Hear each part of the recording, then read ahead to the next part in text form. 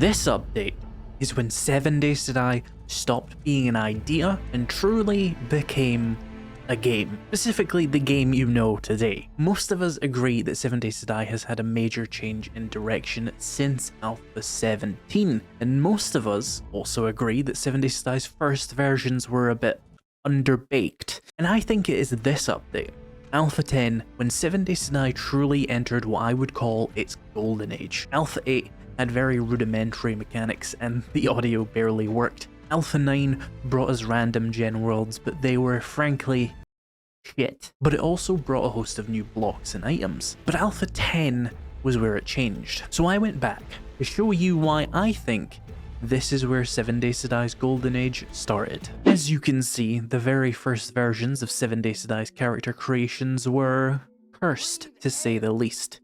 These are some of the monstrosities I made. Say what you will about the current character creator versus this one, sure the new one is higher fidelity, but there was so much more customization to these older character models. Who knows CPR? Well, me. Help him! No. Why? Because I ain't gay. Nonetheless, with my cursed creation ready, I jumped into a new random gen world. Let's see what Alpha 10 is all about.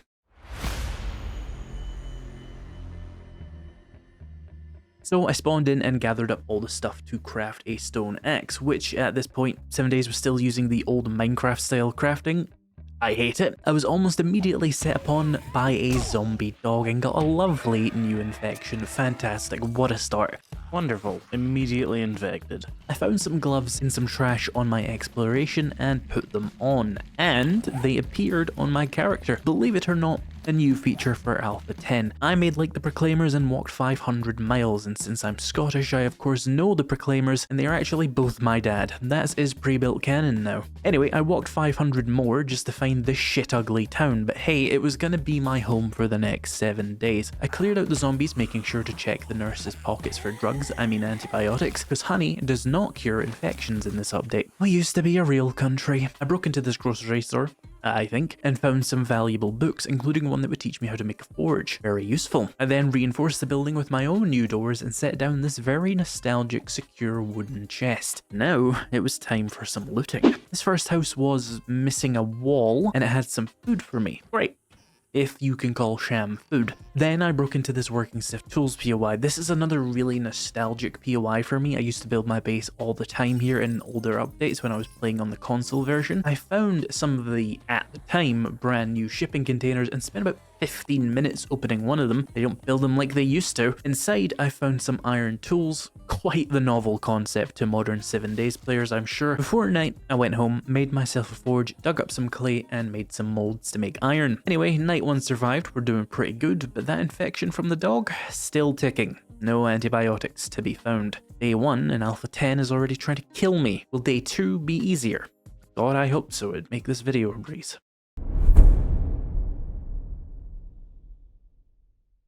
So I'm going to be honest with you, genuinely nothing interesting happened on day 2. I killed a deer, made some venison, I also boiled some rabbit, and quite frankly, I don't know what the item icon is supposed to be, but I think they got the order of events wrong, and I'm now eating the thing that comes out of me after eating the rabbit. I don't understand this time paradox either, and on my way back with all my lovely loot, I encountered a really big wandering horde. I killed a nurse in that horde and got excited when I found a pill bottle, hoping it was some antibiotics, but it turned out to just be some damn Flintstone gummy vitamins, and all they do is cure dysentery in this version. So that sucked. Fuck you, Fred Flintstone. That's it. Well, it certainly did make the video easier.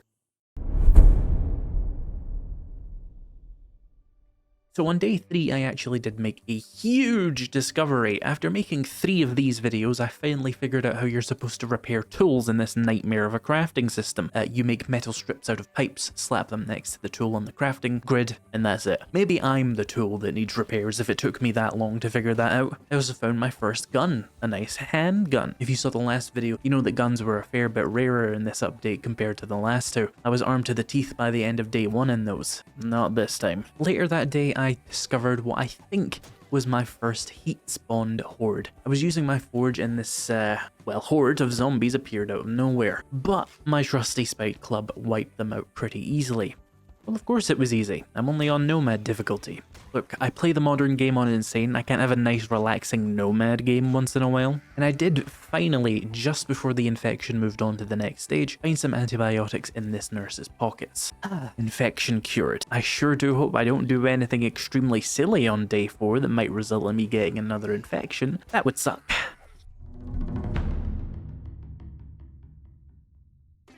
On day 4, I discovered the new craftable leather armor, and it turns out it's actually very easy to craft. You just need leather. That's it. No like duct tape or sewing kits or forged steel, just leather. You know, I've realized there's no duct tape in this game yet, and that realization makes me strangely uncomfortable. Anyway, the armor also makes me feel uncomfortable. Look at the state of that. I look like a brown crewmate from Among Us. I guess Ellie can finally get her wish of seeing an Among Us reference in one of these videos. What was I doing? Oh yes, murdering this beautiful creation of Mother Nature and ripping off its skin so that I can boil its flesh, like the disgusting food criminal Brit I am. That would keep me going for a few days at least. I also discovered the new storage containers with these special logos on the side. Because of the silly Minecraft crafting, I actually have to sacrifice some random items to actually make these. Like the food one takes an iron can, and the ammo one takes a crossbow bolt, and the building one just takes a massive rock. I think this specific issue is probably why they removed this crafting system. Anyway, I was getting more and more hordes every day thanks to my forage usage, so I made the choice to move my operation onto the roof of that working stiff tools store, where I would of course be completely safe due to the height of the walls. There are no new features that would cause anything silly to happen to this base setup. I also started collecting wood to make spike traps to put around my base to defend it, and I had the bright idea to try and make iron bars to be able to stand along the side of the roof and shoot down at the zombies in the spikes. But those bars are 1, extremely expensive, 2, rather more pressingly, not actually something you can shoot through in this game yet. God, I hate this game. I hate it so very much. So after moving all my stuff onto the roof, placing a wall of spikes around the base, I made it all the way through day 4 safely and nothing went wrong. And then at like 10 minutes to midnight, on day 4, a spider zombie just climbed straight up the wall, ignoring every single defense I'd put in and infected me. Motherfuck. On day 5, I was in full base builder mode. I was furiously moving storage containers over to that rooftop. Let me tell you, imagine a man absolutely miffed that he's been bitten by a zombie carrying 15 wooden chests up a ladder. That's how I felt, because that's what was happening. Chop down more trees and I realized I could do more damage, save more time and resources, and have a better love life by making log spike traps instead of the stick traps. I've forgotten these beautiful pointy bastards were a thing. If you weren't around in the olden days of 7 Days to Die, let me tell you, we loved these pointy fuckers. The absolute gold standard of base defense. I think they actually removed them because we just wouldn't use any of the electrical traps because these were just so easy. Those were the days. I still have the splinters. Anyway, I spent all of day 5 just relentlessly laying logs. Wait, no, that sounds... Day 6, airdrop day, and I needed antibiotics again, thanks to that little spider fuck. So I was out on the road chasing it down. All the thing had was a stupid endgame sniper rifle that could annihilate any zombie in my path. What am I supposed to do with this airdrop, guy? I needed pills, not more ways to kill zombies, you inconsiderate flying prick. I went home and made more log spikes to soothe my soul. I love log spikes.